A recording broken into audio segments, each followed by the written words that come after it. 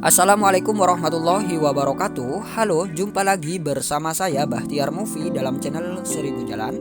Baik teman-teman, pada video kali ini kami akan memberikan informasi terbaru terkait seleksi P3K tahun 2021, yang mana di sini sudah terbit teman-teman peraturan Menteri Pendayagunaan Aparatur Negara yang mengatur tentang pengadaan P3K guru tahun 2021. Yang mana dalam peraturan menteri ini ada beberapa aturan dan juga ketentuan yang harus teman-teman ketahui agar nantinya tidak salah dalam melakukan pendaftaran seleksi P3K guru ini. Jadi buat teman-teman simak terus video ini. Nah, ini dia teman-teman peraturan Menteri Pendayagunaan Aparatur Negara dan Reformasi Birokrasi Republik Indonesia nomor 28 tahun 2021 tentang pengadaan pegawai pemerintah dengan perjanjian kerja untuk jabatan fungsional guru pada instansi daerah tahun 2021. Kita langsung ke poin pentingnya saja teman-teman. Kemudian kita lihat di sini adalah bab kedua teman-teman, yaitu persyaratan pelamar. Pasal 4 kita lihat yang ayat 1, pelamar yang dapat melamar sebagai P3K jabatan fungsional guru pada instansi daerah tahun 2021 terdiri atas yang pertama yaitu THK2. Kemudian yang B, guru non ASN yang terdaftar di Dapodik. Kemudian yang C, guru swasta yang terdaftar di Dapodik. Dan yang D ini adalah lulusan PBG. Nah, jadi inilah teman-teman 4 kategori yang bisa mendaftar seleksi P3K guru tahun 2021. Kemudian kita lihat yang ayat 2, pelamar sebagaimana pada ayat 1 harus memenuhi persyaratan umum. Nah, jadi ini adalah persyaratan umum, salah satunya yaitu usia paling rendah 20 tahun dan paling tinggi yaitu 59 tahun pada saat pendaftaran. Kemudian kita lihat lagi. Nah, kemudian di sini ada bagian ke-6 teman-teman, yaitu pelamaran. Kita lihat di sini ayat ke-1, pelamaran sebagaimana dimaksud dalam pasal 12 ayat 2 huruf C dilakukan secara daring melalui SSCASN dengan terlebih dahulu membuat akun dan disertai dengan proses pengunggahan dokumen yang dipersyaratkan secara elektronik. Kemudian kita lihat ayat yang kedua, pembuatan akun sebagaimana dimaksud pada ayat 1 hanya dapat dilakukan sebanyak 1 kali di awal pembukaan seleksi P3K jabatan fungsional guru tahun 2021. Nah, jadi untuk pembuatan akun ini hanya dapat dilakukan sebanyak 1 kali teman-teman, yaitu di awal pembukaan seleksi P3K guru ini. Jadi walaupun tesnya 3 kali, tapi pembuatan akun ini hanya 1 kali teman-teman, yaitu di awal pada saat pembukaan seleksi P3K guru ini. Kemudian kita lihat ayat ketiga, pelamar dapat melamar pada satu jenis jalur kebutuhan ASN yaitu PNS atau P3K. Nah, jadi nanti pelamar ini memilih teman-teman apakah akan memilih seleksi PNS ataupun seleksi P3K. Jadi tidak boleh memilih keduanya, jadi harus memilih salah satu. Jadi pertimbangkan baik-baik pada tahun anggaran yang sama. Nah, jadi pada tahun 2021 ini teman-teman harus memilih salah satu antara PNS atau P3K.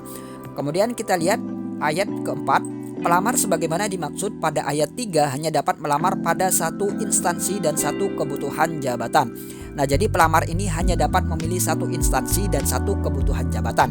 Misal, teman-teman melamar di instansi Kabupaten Bondowoso dengan jabatan guru kelas SD misalkan. Nah, jadi teman-teman tidak boleh melamar di jabatan lain ataupun di instansi lain. Jadi teman-teman harus melamar di satu instansi dan satu kebutuhan jabatan yang dibutuhkan. Jadi seperti itu.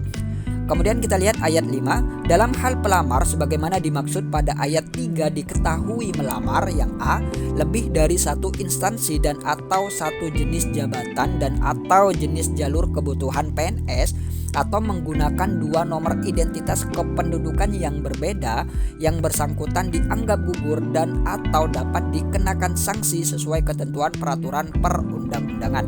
Nah, jadi buat teman-teman yang nantinya diketahui melamar lebih dari satu instansi dan menggunakan 2 nomor identitas kependudukan yang berbeda, maka teman-teman dianggap gugur atau dapat dikenakan sanksi sesuai dengan peraturan perundang-undangan.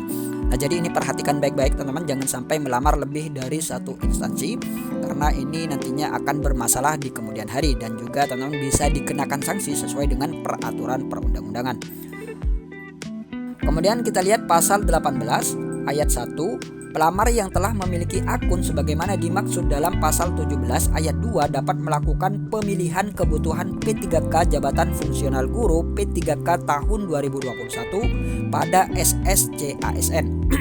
Nah, jadi buat pelamar yang sudah memiliki akun ataupun sudah membuat akun ini dapat melakukan pemilihan kebutuhan formasi P3K guru teman-teman, yaitu melalui portal SSCASN. Kemudian kita lihat ayat kedua, pemilihan kebutuhan P3K jabatan fungsional guru yang akan dilamar sebagaimana dimaksud pada ayat 1 dilakukan setiap seleksi kompetensi. Nah, jadi setiap seleksi kompetensi, pelamar ini wajib memilih kebutuhan P3K guru yang akan dilamar. Nah, jadi seleksi kompetensi ini kan ada 3 teman-teman, yaitu seleksi kompetensi 1, kedua, dan ketiga. Nah, jadi setiap seleksi kompetensi ini teman-teman wajib memilih kebutuhan P3K guru yang akan dilamar, yaitu seleksi kompetensi yang pertama. Nah, teman-teman memilih kebutuhan guru di sana, kemudian seleksi kedua, teman-teman juga memilih kembali, kemudian yang ketiga teman-teman juga memilih kembali. Jadi seperti itu. Kemudian kita lihat bagian ketujuh, ini adalah seleksi, paragraf 1, tahapan seleksi, pasal 19.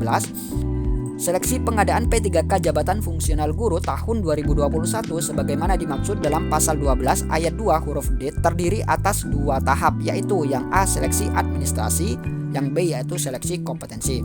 Nah, jadi ada 2 tahap teman-teman dalam seleksi P3K guru ini, yaitu seleksi administrasi dan seleksi kompetensi. Kemudian kita lihat paragraf yang kedua, seleksi administrasi, pasal 20. Seleksi administrasi sebagaimana dimaksud dalam pasal 19 huruf A dilakukan untuk mencocokkan persyaratan administrasi dan kualifikasi dengan dokumen pelamaran.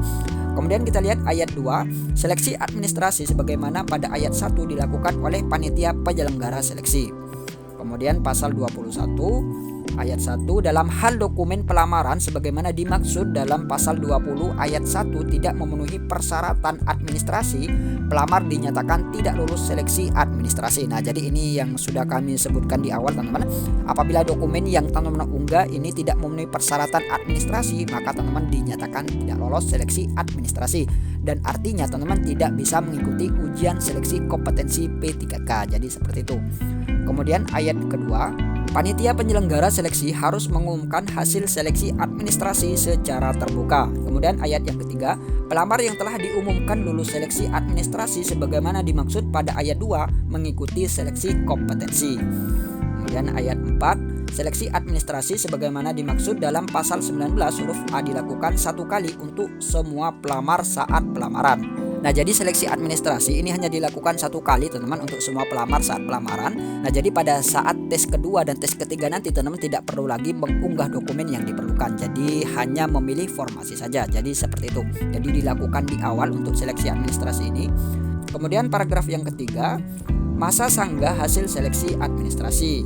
Pasal 23 ayat 1, pelamar yang keberatan terhadap pengumuman seleksi administrasi sebagaimana dimaksud dalam pasal 21 ayat 2 dapat mengajukan sanggahan paling lama 3 hari sejak hasil seleksi administrasi diumumkan.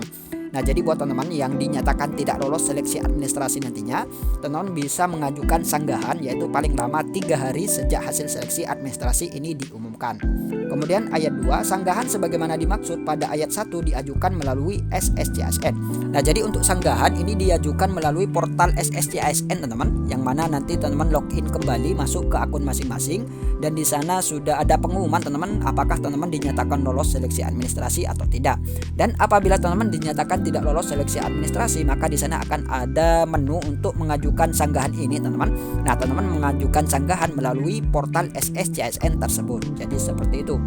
Kemudian ayat ketiga, panitia penyelenggara seleksi dapat menerima atau menolak alasan sanggahan yang diajukan oleh pelamar. Kemudian ayat 4, panitia penyelenggara seleksi dapat menerima alasan sanggahan sebagaimana dimaksud ayat 3 dalam hal kesalahan bukan berasal dari pelamar. Nah, jadi panitia seleksi ini bisa saja menerima sanggahan dari pelamar teman-teman, asalkan kesalahan tersebut bukan dari pelamar. Kemudian yang nomor 5, dalam hal alasan sanggahan pelamar sebagaimana dimaksud pada ayat 3 diterima, panitia penyelenggara seleksi mengumumkan ulang hasil seleksi administrasi paling lama 7 hari sejak berakhirnya waktu pengajuan sanggah. Nah, jadi buat teman-teman yang sanggahannya diterima, nanti panitia akan mengumumkan ulang hasil seleksi administrasi yaitu paling lama yaitu 7 hari sejak berakhirnya waktu pengajuan sanggah ini. Nah, itu dia teman-teman beberapa informasi terbaru mengenai seleksi P3K ini. Semoga video ini bermanfaat. Wassalamualaikum warahmatullahi wabarakatuh.